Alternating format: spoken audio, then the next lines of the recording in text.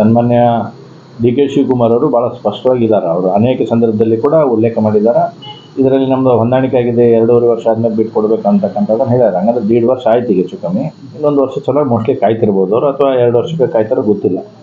ಅವ್ರವ್ರ ಪಾರ್ಟಿ ಒಳಗೆ ಅವ್ರೇನು ತೀರ್ಮಾನ ಮಾಡಿರ್ತಾರೆ ಮಾಡಿದ್ದಾರೆ. ಆದರೆ ಒಂದಂಕರ ಸ್ಪಷ್ಟ ಆಗ್ತಾ ಇದೆ, ನಿನ್ನೆಯ ಇವತ್ತಿನ ಘಟನಾವಳಿಗಳನ್ನು ನೋಡಿದಾಗ ಪರಮೇಶ್ವರ್ ಅವರು ಕೊಟ್ಟಿರ್ತಕ್ಕಂಥ ಹೇಳಿಕೆಗಳು, ಡಿ ಕೆ ಶಿವಕುಮಾರ್ ಅವರು ಕೊಟ್ಟಿರ್ತಕ್ಕಂಥ ಹೇಳಿಕೆಗಳು ಮತ್ತು ಸನ್ಮಾನ್ಯ ಮುಖ್ಯಮಂತ್ರಿಗಳು ಕೊಟ್ಟಿರ್ತಕ್ಕಂಥ ಹೇಳಿ, ಒಂದು ಕಡೆ ಡಿ ಕೆ ಶಿವಕುಮಾರ್ ಅವರು ಒಪ್ಪಂದ ಆಗಿದೆ ಅಂತಕ್ಕಂಥ ಮಾತನ್ನು ಹೇಳ್ತಾರೆ, ಒಂದು ಕಡೆ ಸಿದ್ದರಾಮಯ್ಯನವರು ಇಲ್ಲ ನಾನು 5 ವರ್ಷ ಅಂತ ಅನ್ನುವಂಥದ್ದು ಹೇಳ್ತಾರೆ, ಒಂದು ಕಡೆ ಹಿರಿಯರಾಗಿರ್ತಕ್ಕಂಥ ಗೃಹ ಸಚಿವರಾಗಿರ್ತಕ್ಕಂಥ ಪರಮೇಶ್ವರ್ ಅವರು ಕೂಡ ಹಂಗೆ ನಾವು ಇದಕ್ಕೆ ಅದೇ ಅನ್ನುವಂಥ ಮಾತನ್ನು ಇವತ್ತು ಮಾತಾಡುವಂಥದ್ದನ್ನು ಮಾಡಿದ್ದಾರೆ.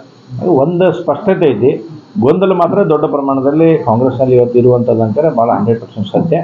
ಅದನ್ನು ಶೇರಿಂಗ್ ಮಾಡ್ತಾರೋ ಅಥವಾ ಅವ್ರನ್ನ ಕೆಳಗಿಳಿಸ್ತಾರೋ ಏನು ಮಾಡ್ತಾರೋ ಅಂತಾರೆ ಮುಂದಿನ ನಿರ್ಮಾಣಗಳಲ್ಲಿ ಕಾದು ನೋಡುವಂಥದ್ದನ್ನು ಮಾಡ್ತಾರೆ. ಹಾಸನದಲ್ಲಿ ಕಾಂಗ್ರೆಸ್ ನಾಯಕರು ಸಮಾವೇಶಕ್ಕೆ ಸಜ್ಜಾಗಿದ್ದಾರೆ ನೋಡಿ. ಇವತ್ತು ಇದೊಂದು ಭಾಳ ವಿಚಿತ್ರವಾಗಿರ್ತಕ್ಕಂಥ ಸಂಗತಿ. ಯಾವ ಕಾರಣಕ್ಕಾಗಿ ಯಾವ ಪುರುಷಾರ್ಥಕ್ಕಾಗಿ ಇವರು ಸಮಾವೇಶ ಮಾಡ್ತಾರೆ ಅನ್ನುವಂಥದ್ದನ್ನು ಇನ್ನೂವರೆಗೂ ಸ್ಪಷ್ಟ ಇಲ್ಲ.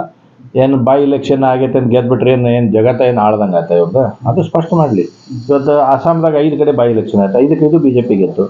ಉತ್ತರ ಪ್ರದೇಶದಲ್ಲಿ ಎಲೆಕ್ಷನ್ ಆಯಿತು, ಎಲ್ಲ ಬಿ ಜೆ ಪಿನೇ ಗೆತ್ತು. ಅನೇಕ ರಾಜ್ಯಗಳಲ್ಲಿ ನಡೆದಿರ್ತಕ್ಕಂಥ ಎಲೆಕ್ಷನ್ಗಳಲ್ಲಿ ಆಡಳಿತಾರೂಢ ಇರ್ತಕ್ಕಂಥ ಪಕ್ಷಗಳು ಸಾಮಾನ್ಯವಾಗಿ ಗೆಲ್ಲುವಂಥದ್ದು ರೂಢಿ ಐತಿ. ಕರ್ನಾಟಕದಲ್ಲಿ 3 ಇಲ್ಲಿ ಎಲೆಕ್ಷನ್ಗಳಾಗಿದ್ದಾವೆ, 3 ಕಾಂಗ್ರೆಸ್ ಗೆದ್ದಿದೆ. ಹಾಗಂತ ಏನು ಭಾಳ ದೊಡ್ಡ ಸಾಧನೆ ಮಾಡಿದೆ ಅಂತ ಕೇಳಂಗಿಲ್ಲ. ಪಕ್ಕಕ್ಕೆ ನಮ್ಮ ಹಾಕೊಂಡಿರ್ತಕ್ಕಂಥ ಮಹಾರಾಷ್ಟ್ರದಲ್ಲಿ ಇವತ್ತು ಕಾಂಗ್ರೆಸ್ ಪರಿಸ್ಥಿತಿ ಏನೈತಿ, ಕಾಂಗ್ರೆಸ್ ಹೀನಾಯ ಸ್ಥಿತಿಗೆ ಹೋಗುವಂಥ ಪರಿಸ್ಥಿತಿಯನ್ನು ಇಡೀ ದೇಶದಲ್ಲಿ ಆಗಿದೆ. Ashwavega English news coming soon. Your channel, your voice, your trust.